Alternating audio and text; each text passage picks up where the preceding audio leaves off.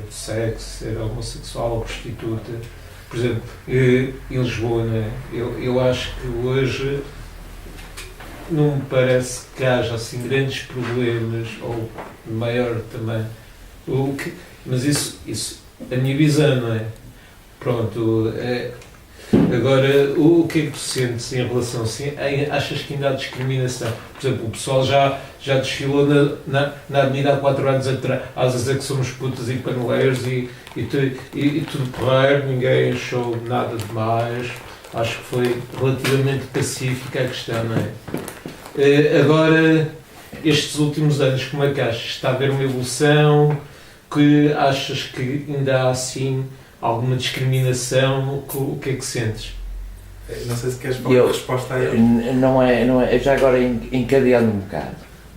Em relação a estas questões, como é que surgiu a ideia de ir a um determinado momento histórico, do ponto de vista político e social, que foi o 25 de Abril e o processo revolucionário em curso, supostamente, e porque é que estas questões foi um marco de calendário, não é? Foi uma questão de marco de calendário, foi uma referência que resolveste encontrar cronológica, é isso que eu queria dizer, para focar estes temas, ou tiveste alguma percepção por relatos de conhecidos, família, ou do que leste, sobre qual era o ambiente social da época e, portanto, se isso... Eu se calhar respondi isto primeiro porque acho que vai ser mais sucinto. Pronto.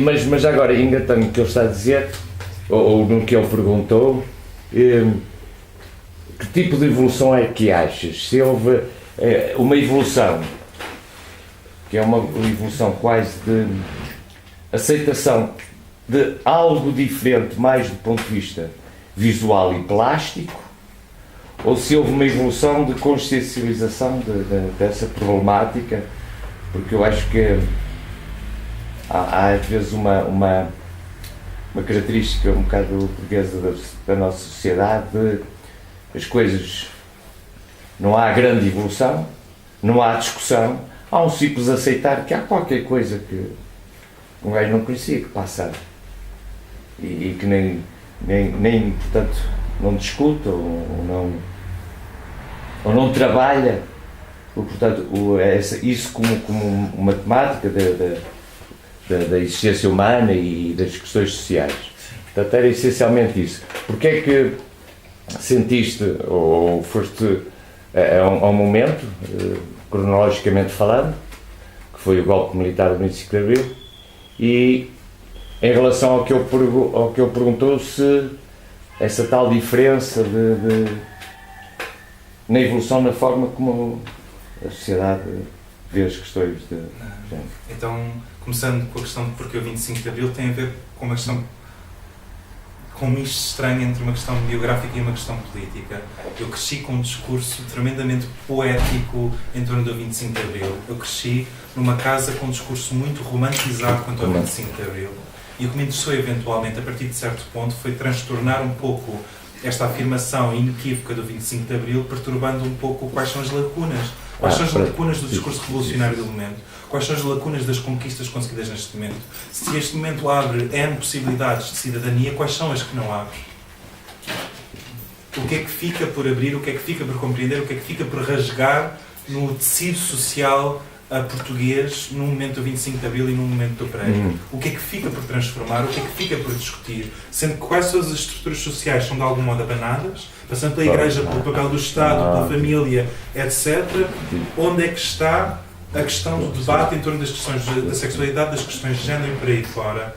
E a verdade é que isto pode ser um limite, lá está, pode ser francamente um limite da minha percepção e uma falta de estudo meu, mas eu senti que havia de facto, ou que há de facto, um grande silêncio histórico em torno desta área. Temos poucos momentos, temos por exemplo a intervenção do António Cerzedelo a determinada altura com uma espécie de manifesto quanto à emancipação homossexual, acho que pouco depois de 25 de Abril, ou um ano ou dois depois de 25 de Abril, e eu não consegui ir para além... Um ano. E eu não Nem consegui... isso, nem chegou lá. Está bem. Pensei que até tivesse passado mais tempo. E eu não consegui, ao refletir sobre este projeto, apesar de não ter feito um projeto de investigação extensiva e intensiva, até porque não era uma propósito, não é essa a minha pretensão, mas não consegui encontrar documentação que de alguma forma mostrasse que isto entrou no debate público e que isto entrou na consciência pública e política, na consciência coletiva, quero dizer. Ou seja, senti que das múltiplas coisas que foram de alguma forma acesas muito ativamente pelo 25 de Abril e pelo PREC, e acho que foram mesmo muitas, estas mantiveram-se silenciadas. Nesse sentido, eu quis injetar esta problemática de volta a um momento histórico em que eles parece largamente ausente.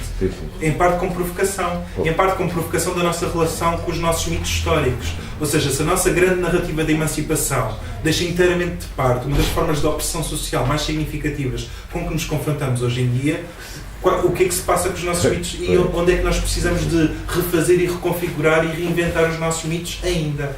Não sei se isto responde à sua questão. Perfeitamente. E porquê também o 25 de Abril? Porque é o discurso do 25 de Abril e não outro momento histórico qualquer. Simplesmente por ser o mais recente e porque, como eu estava a tentar descrever no início, lá está, já há momentos históricos paralelos em que estão a haver desenvolvimentos, por exemplo, na luta feminista, por exemplo, no movimento LGBT, e nesse sentido estabelece uma linha de comparação entre Portugal e outros contextos europeus e o contexto norte-americano, em que nos temos de perguntar por o que é específico à história portuguesa para que estas questões não tenham eclodido neste momento. Quanto à evolução que houve em termos de direitos LGBT, é uma pergunta que estrutura um debate inteiro. Não me sinto de todo equipado para responder neste momento, mas posso dizer uma coisa.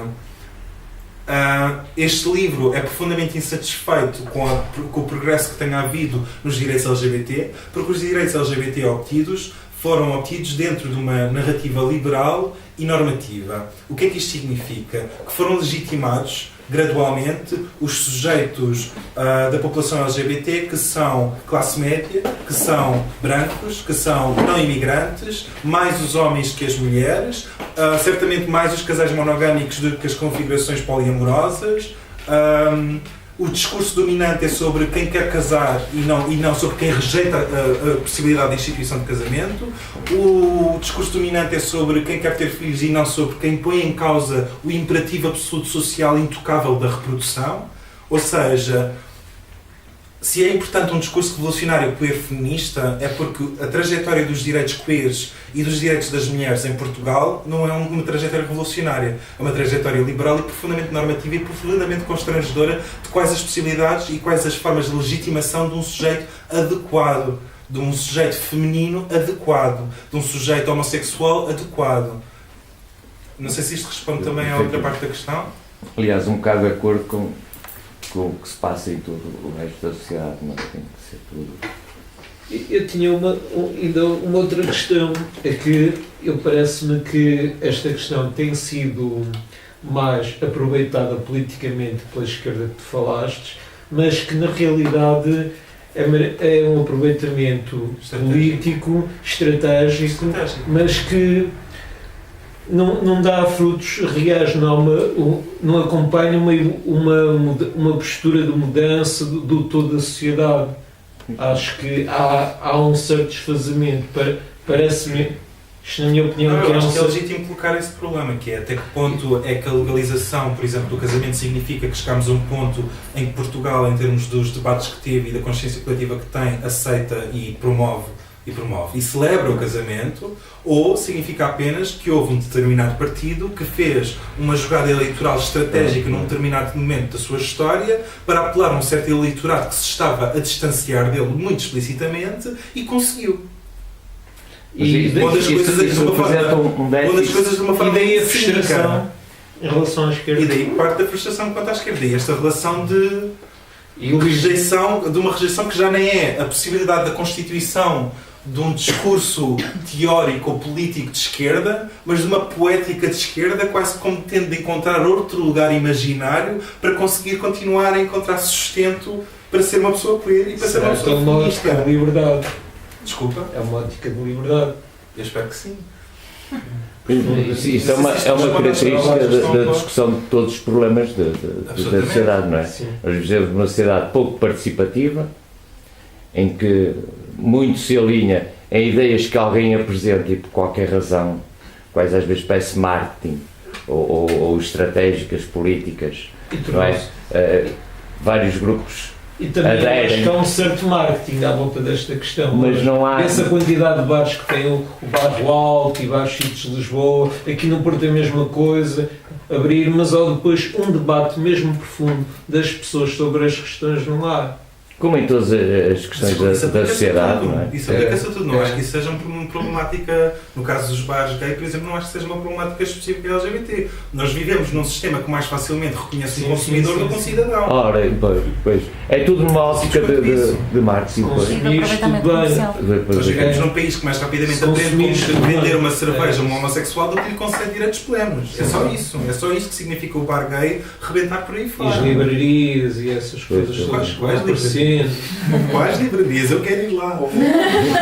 Lisboa tem uma, pelo menos, não é? Não. Tive uma há muito tempo. Já fechou?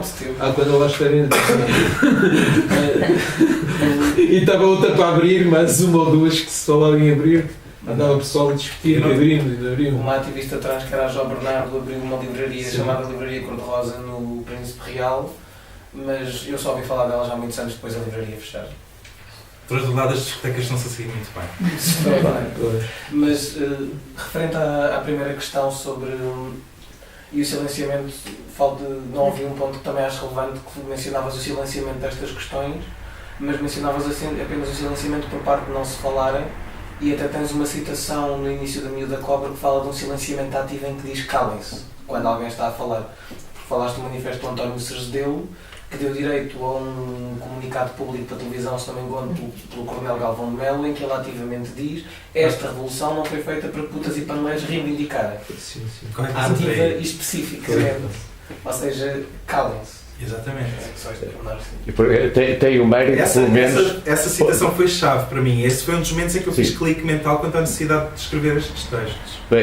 Tem pronto, esse tipo de intervenção tem o mérito de podermos chamar os beijos pelos nomes, como se costuma dizer, ou seja, não bem disfarçado de nenhuma cosmética para não chocar, ou seja, pronto, ao menos esses tempos tinham esse mérito, não é? Havia pouca prática de marketing político, portanto as coisas saíam assim genuínas e o gajo já sabia com quem contava daqui ou daquele, ou pelo menos parecia saber. Mas essa intervenção foi também, ouvindo quem veio.